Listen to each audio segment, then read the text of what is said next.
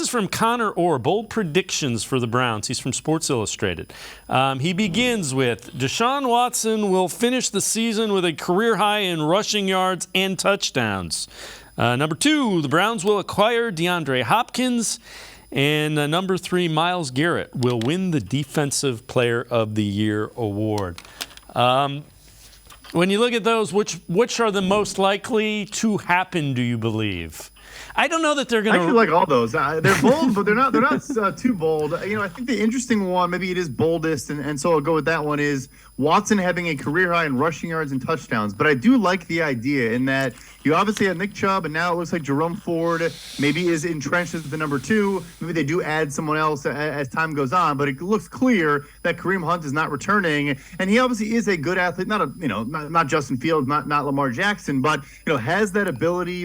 And Stefanski maybe with play action and misdirection could kind of get him on some boot action and let him run some things. So that one I think is very interesting. I think Myles Garrett, Defensive Player of the Year, frankly, is possible every season. It's bold to predict it because, you never know who's going to get it. But I think he's a top, maybe the top 5, top 1 defender in the NFL. And then, hey, we talked D-Hop. You never know.